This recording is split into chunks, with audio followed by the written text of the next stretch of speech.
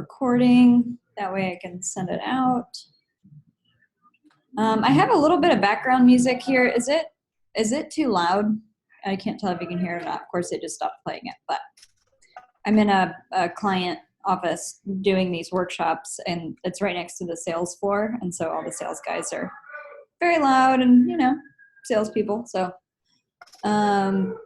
okay, give me one moment and then we will get started. Give people a couple minutes to pop in.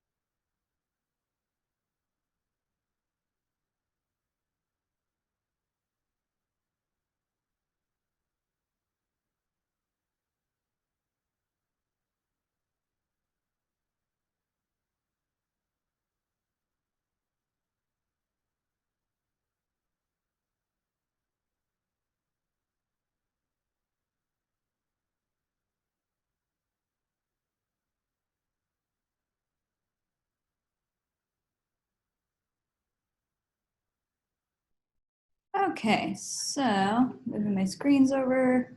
I think we can go ahead and get started, and if people hop in, then we can go from there. Alrighty, so today we're talking about SEO and content marketing. This is a question that a lot of people have, right? They maybe hear, you need SEO, you have to get your SEO right, it's all about SEO. Really, the things that I want to cover here are just some basic foundational things. Just like with social media, it's super easy to get sucked into, you have to get SEO the right way, there's all these tips and tricks. You could spend hundreds and hundreds of hours on it, but I find that if you just have the foundations going, it will cover 90% of what you need. And the same thing with content marketing. When all content marketing is just showing people that you have information of value that you can put out into the market.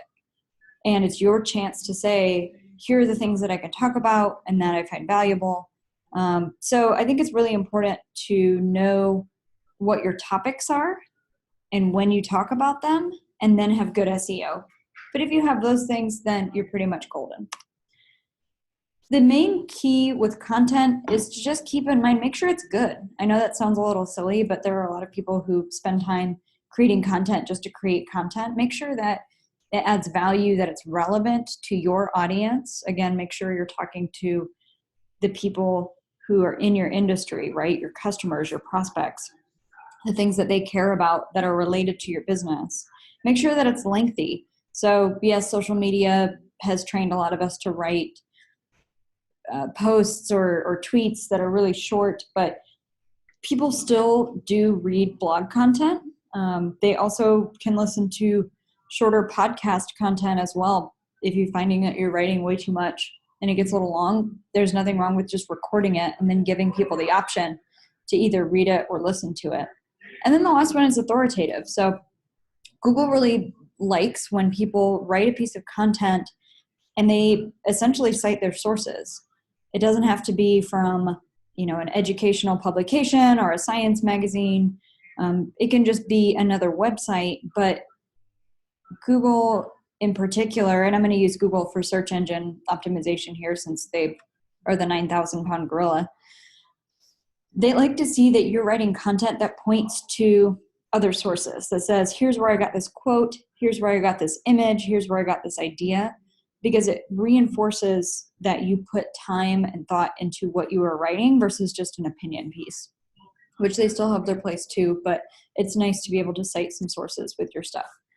I would say, does length actually matter with content? Yes, it does. There does need to be a minimum word length of about 300 words. Preferred length is 1,000 to 1,200 words. Really what this came about, there's an ongoing joke online of, if you Google a recipe for chocolate cupcakes, that you may find somebody's blog where they give you a chocolate cupcake recipe, but for paragraphs and paragraphs, they're talking about like taking their dog to the farmer's market and cutting their child's hair, and then they give you the recipe. Well, there's a reason for that. The reason is that there has to be a long enough article for Google to want to index it. So if they just gave you the recipe and nothing else, it wouldn't get picked up by Google. Everything to keep in mind with your website is that your homepage is always going to be the highest rated page. It will always appear first in the search results and with the keywords that you have. And make sure that you weigh that with where you want people to go on your website. What is the next step that they would take? What is the next step that they would take after landing on your website? What information would they want to consume? Make sure that it's there on the homepage, that people can find it right away. Something that's becoming best practice or really common now is that above the fold looks more like a landing page, right? It's pretty clear of information. It's pretty simple. But as you move down the page, there's more and more content. I've seen some websites now where all of the content on the website is on the homepage and on the single page. So things are always changing with SEO. This is another thing that's changed, but it's only been in the last few years, right? It's not an overnight change that will immediately change how everything works. The other point with this, and it's the same with social media, have a mixture of content. Don't just have articles. You can have videos, you can have photos, you can have Instagram feeds or Twitter feeds. That will make a better ranking. Google likes to see that you're producing a variety of content. So here's an example from an email marketing blog, and you can see they have tagged videos and blogs. They have all kinds of things on their blog, and that not only helps them in the Google rank, but it's more interesting for a reader too, right? You may not want to read a whole blog, but you might want to watch a video, or you may want to download an infographic to look at later. And the nice thing about this content is that you can always capture leads. So when you have an article, yes, it fits into the very top of the funnel for brand awareness, but it can also help move people down the funnel to purchase. So in your content, if you write an article that's really good, put in a lead capture form. On most of my clients' websites, I have them put in a lead capture form right at the end of the content, sometimes even in the middle if it's really good. And that's how they get the majority of new people to join their list, because they read that and they say, oh man, this is really useful. I either want this associated piece of content, or I want to be notified when there's a new article. The other piece here is when you're developing content for your site, don't just create a lead magnet. So in this example here on the right, it's the social media calendar template, and have it live by itself. You should have 3 or 4 articles or pieces of content that point to that lead magnet, that are related to the lead magnet. So then they understand, what's the broader context here? Why are you offering this? Why should I trust this information from you? So the next one is talking about SEO, and this is meta tagging. And if you use WordPress, you may have seen a few plugins or the default WordPress that asks you to put this information in. And all it does is it just tells Google, hey, what should we show in the search engine? So if I search for Austin, Texas, and I want austintexas.org to appear, well, there's things that I want people to see first, right? Google doesn't know that. It's just robots. So you, as the site owner, have to tell Google for each and every one of your pages on your website, when somebody searches for this term and they find the page on your website in the search results, just what is on that page? What's the summary of the page? This one you can tell that because of all the ellipses, that they didn't write out the descriptions themselves. They're just kind of letting Google scrape what's there. This is a missed opportunity. They have the opportunity to say, we can write content and copy even in the search results that are really that explains what they're going to get on this page and why they should visit it. So there's the keyword attribute tags, which are what are the keywords. So if somebody searches Austin, Texas, that this page would come up. Then there's the title tags, which are the title that appears, and the description, which is the descriptor. And then there's the robots attribute, which should be in your content management tool like WordPress, where if you say, hey, I want this to appear in search or not, there may be some web pages on your site that you don't want to appear in Google, and you can tell Google, hey, don't worry about that. Don't bother about surfacing that on Google. If you're in WordPress, there's this new plugin called Sitekit from Google, and essentially what it does, it's really nice. It's just a miniature version of Google Analytics on your page. So it provides a lot of information that normally you would have to go to a separate system to dig through and see. This is just a little quick tip. It's a free plugin, and most people should have Google Analytics installed anyway. So this will help you kind of get a better feel for what your site's doing and what it looks like. The next thing is a site map. So every website should have a site map. You can generate these using a plugin, but you need to tell Google, hey, here is the order that my website is in, right? I have my home page, I have my about page, I have my contact page, maybe an e-commerce section. But Google doesn't necessarily know that these are all related. It'll really help, instead of just relying on their robots to crawl your site and make one for you, is to just go ahead and generate one and give it to Google. That way they know, okay, the home page is the main page, then we have these other subpages and subpages further below that. These aren't really that hard to make, and then you can upload it in your Google Analytics. Site speed is super, super, super important. Google hates websites that are really slow to load. They know that people expect the internet to be fast. I mean, I remember using the internet back when you had to like download a picture and wait and wait and wait. But now that's not the case, right? People expect it to load immediately. They even expect videos to stream immediately. So if your site takes too long to load, it will decrease your order in the rank. So even if you used to be ranked #1 for a keyword, and for some reason your site starts going slower, whether it's your host or you add a bunch of, bandwidth intensive elements, then Google will immediately put you to page 2 or 3. So it's really, really important to make sure that your performance is good. There are, of course, tools to measure this, and they'll tell you why something is slowing you down. Sometimes it's an old plugin. If you have WordPress, it's really easy to get old plugins and just leave them there and kind of forget. And if they haven't been maintained, then they'll really slow your site down. The other piece with this that I didn't put in a slide is for Google, they also want a site to look nice. So it seems a little strange because they use robots to do all of this, but it's very rare for a site to rank highly in Google if the text is really hard to read. Let's say maybe it's a gray text on a black background, or if the font size is really small, or there aren't a lot of line breaks. It's really important to make content that looks nice and is easy to read, not just for your readers, because that's nice to do, but Google also rewards you for doing that. If it looks nice, it's easy to scan, they will rank you higher in the search results. Because again, you're competing not just with Google to try to get ranked, but you're competing with all the other people who are in your industry or who talk about your keywords. And then mobile friendly. So similar to site speed, Google expects that your website will be mobile friendly, that you can scan your content using a phone or a tablet. They have a tool to help you analyze this and make sure that it works. But make sure that you prioritize, when you're designing your website, which content should appear no matter what, and which content can disappear on mobile. So for instance, a lot of, what do you want to call them? Like decoration images that just look nice when you're scrolling through on a desktop, they don't really need to appear on mobile. It's just one other thing to scroll through. So you can set that to disappear when it's on mobile. Then of course, make the call to action easy to find. If I'm using a phone that only has a 2-inch wide screen, I need to be able to not have to look and squint and see where any call to action buttons are, where a form field is.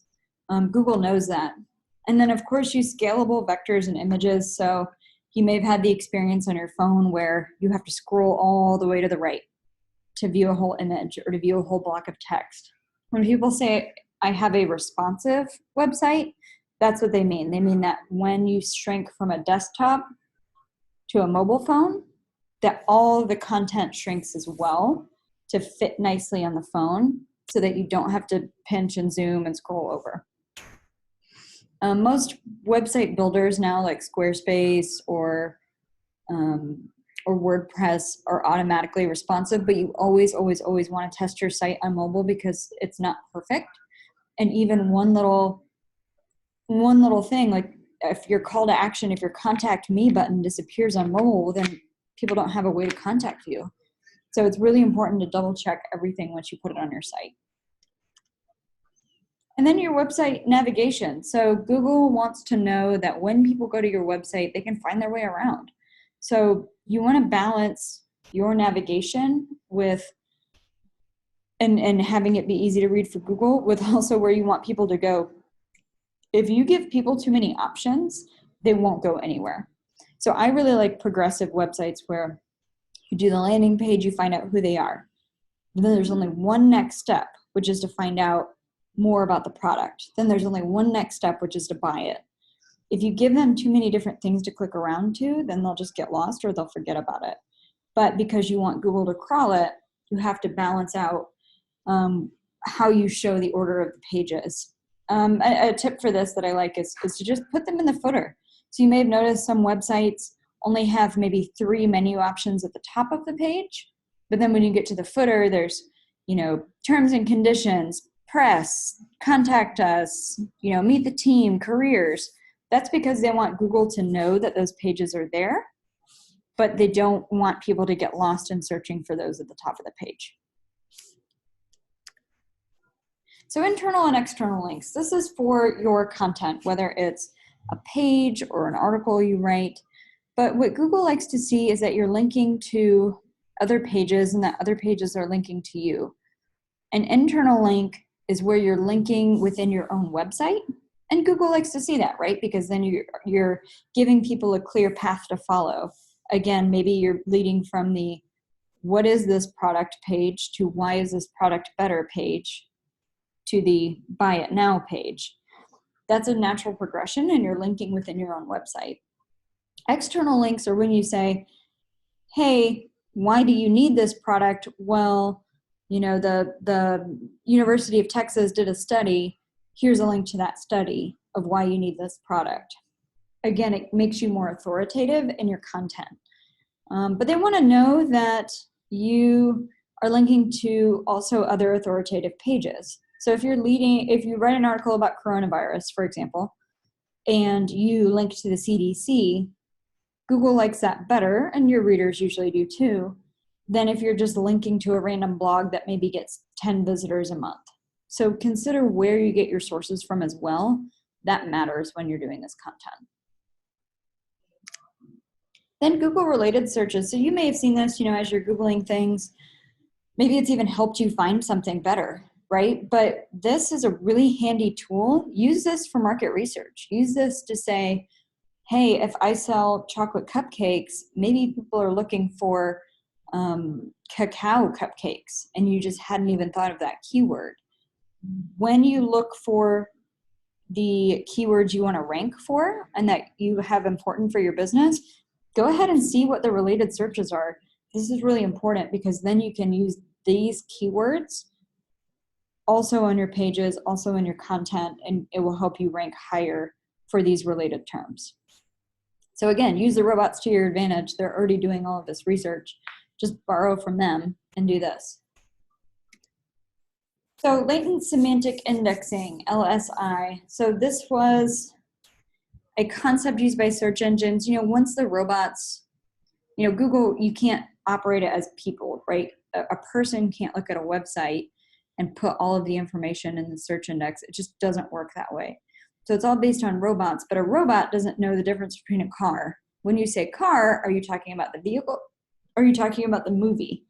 Or if you're talking about pool, are you talking about the swimming pool or are you talking about billiards? It's very important to have related words to your core terms, so that way Google knows what you're talking about. It knows that if I'm searching for, car information or car vehicle, that it will show my auto dealership website versus a website talking about the movie Cars.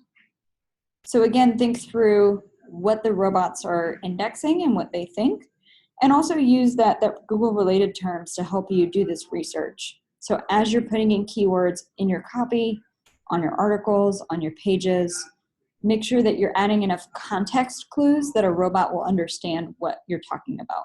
Because it's not just people reading your content, it's also the creepy robots.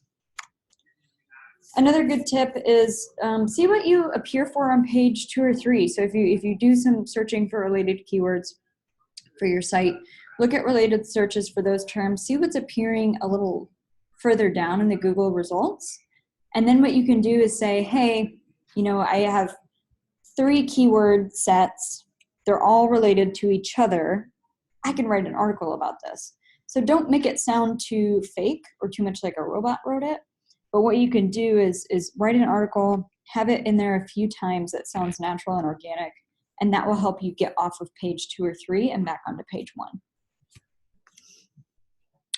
So I have Q&A here, but I meant to talk through a content calendar and how you can publish a content calendar in a way that makes things easy for you, because you have, all of your SEO basics down, then you have your keyword lists, you know what you need to rank for in Google. Well, how do you start publishing content? How do you start planning for that content? So it's very similar to what we talked about with social media, where if you group the things you want to talk about into pillars, it will make things a lot easier for you. So we'll pull up the marketing strategy plan here, and I have some information on blogs as well. So let's make this bigger, get rid of these guys, let everything load. And again, this will help with that moment when you sit down and say, okay, I know I need more content for my site. I have a lot of things to talk about, but for some reason I just stop. I don't know what to write about. I don't know what to do. What I really like about blogs in particular, and you don't have to call it a blog, you can call it a resource center, you can call it insights, you can call it industry updates. Whatever makes the most sense for your audience is what you should be calling your blog. But what I like doing with blog content is if I have a longer piece of content, I can then chop that up and use it multiple different ways. So I can make a social media post out of it. I can do an excerpt in an email newsletter. I can submit to somebody else's email newsletter, a snippet for that. You can use this content all over the web and all over your marketing. So when you're doing blog posts, just remember that they don't just live on your website. You should be using them and promoting them elsewhere as well. So here, for example, is a blog content series. So what you just do is break everything out into categories. So what are the things that make sense for us to talk about as a company? Here's another example, again, from a clothing shop where she has a physical boutique and an online store. But again, here we said, what does it make sense for you to talk about? Well, let's talk about your manufacturers, talk about the styling, the design, highlight your customers, living this kind of retro pinup lifestyle. All of these should be really similar to what you talk about in social media, because again, they're your core concepts, right? Or they're your core areas of discussion. Then write up little descriptions, have examples of what you would do, and then how often you talk about them. So even a most basic blog, you don't have to update it every day. You don't even have to update it every week. Even if it's 2 times a month, as long as one second. That's the sales gong, by the way, which means they made a sale, which is a good thing, but always interesting when they do it on the blue. So with this content, you don't have to publish all the time. Even if it's twice a month, that's okay, as long as you're consistent with it and you plan it out in advance. So here's an example of what you would do with this is for all these different cadences, you say, okay, 6 times yearly for inspiration observation. Just put that on a calendar. You know, if we say we want to publish twice a month, you know, beginning of January, end of January, beginning of February, end of February, then just start to put these content pillars here. And then you'll know for the whole year what you have to do and what you want to write about. Then for each of these content pillars, like sit down for maybe an hour a month and say, what are all the things we could talk about with styling? What are all the things we could talk about with design or with customer highlights? You know, let's collect the great customer emails or customer social media posts about us that we could then put in the blog. This will take a lot of the pressure off because I know it can seem really intimidating to write these and especially do it regularly. Another piece that I like to recommend to people is if you're not a good writer, then record it. So if you can't afford somebody to help you do content writing, get on a Zoom call or put on the microphone on your phone and just talk out loud about the topic. And then you have most of a blog post there. You can just edit out your thoughts. You can organize them more clearly. But if you feel more comfortable talking, then just talk it out first and then use that as your basis for writing the content. Then when you write the content, after I have it in about a first or second draft, that's when I go in and put in the keywords and I kind of make sure they're there. I know in advance what the keywords for my business are, but for this piece of content in particular, maybe I do a little Google searching and find out those related terms that I can put in. Maybe there's a few areas where I used vague language that I can get more specific on things I want to rank for, if that makes sense. So those are really, you know, this one was a little short because it's pretty detailed and I don't want to get too much in the weeds, but I just want to see if there's any questions when it comes to SEO, incorporating it in your site and planning your content. And Anne, I know I have problems hearing you sometimes, so if you want to type it into the chat, you're more than welcome, and then we can chat that way.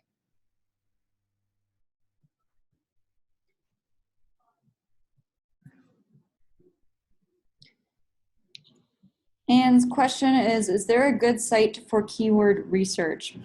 So there's a few different tools you can use. That's a good question. Google has one in their Google Analytics platform. They also have a tool called Google Search Console that I highly recommend that everyone sets up. Because if you don't have Google Search Console enabled, what you'll find is that Google won't tell you the keywords that people are using to get to their site or to get to your site, which is really frustrating because you're like, I know I have Google Analytics and I know people are searching, but you won't tell me the keywords, and it's because you don't have Google Search Console installed. And Google Search Console also has the keyword research tool. There's another tool I really like. It is definitely not cheap, but it is called, let me remember the name.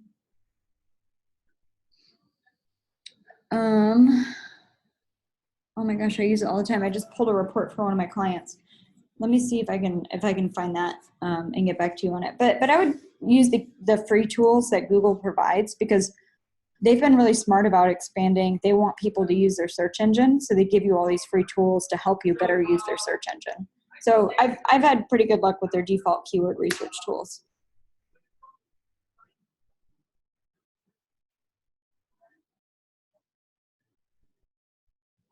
Any other questions from you, Anne? I'm more than happy to talk through as you're thinking through this stuff.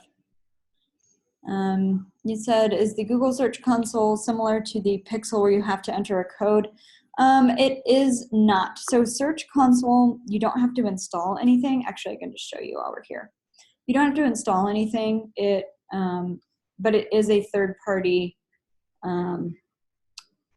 what's the word? It's an additional installation. So if we go to Google Analytics, let me show you now. And we'll see which client I have. It'll be like roulette, which client it will default to automatically. Okay, so Fabulingua is my client. So here you can see their site traffic and their website data. If you go to acquisition and all traffic, let's think source medium.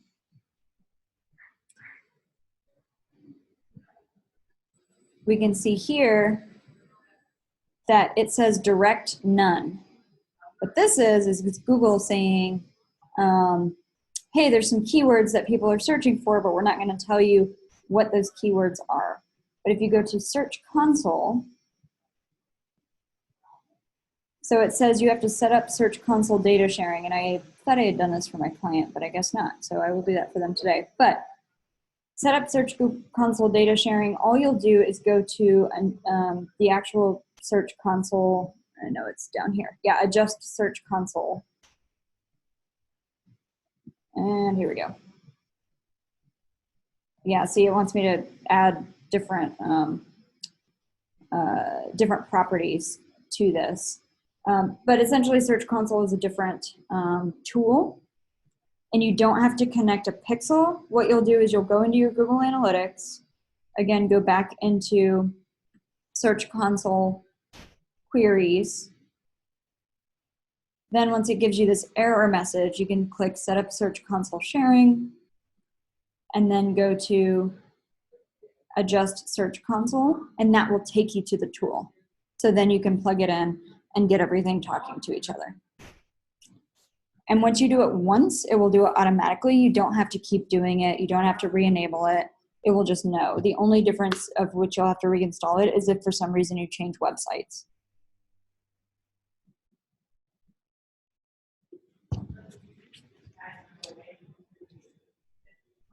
You are welcome, Anne. Do you have any other questions? We still have a decent amount of time.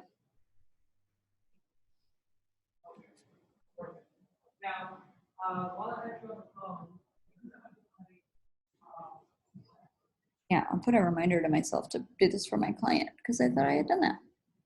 I wonder if I have it set up for practice music right. Let's see. Of course, I have 2 different instances. So even with me, I'm not an expert on search stuff because it changes all the time. This is one of the few things that I recommend. So Anne, yeah, you said SEO is the hardest for you to grasp. I am the same way. This is one of the few areas where I say, if it's a really deep specialized skill, which SEO is, or something like digital media buying, you know, there's always optimizations you can make to online ads. Hire an expert, find a freelancer, and I have recommendations for a few if you need them, but I use freelancers myself for this kind of really deep work because it changes all the time, and to keep up with it and educate yourself on it takes a lot of time. And so usually I use somebody to help me get the foundation set up. And then if I do ongoing things, like if I have always on ad campaigns, then I'll hire an expert to help me do it. When I say expert, it doesn't mean that they're super expensive or they're like elite or pro. It's just they really know what they're talking about, and they just geek out about this and only this. So I hear you. I agree that things like SEO and even website optimization, which is our next one on March 3rd, changes all the time, and it's something that you have to stay on top of. So I definitely use third parties to help me there. Alrighty, well, thanks so much, Anne, for joining. It's been super fun. We have only one more workshop on March 3rd, so I will talk to you then. Thanks so much.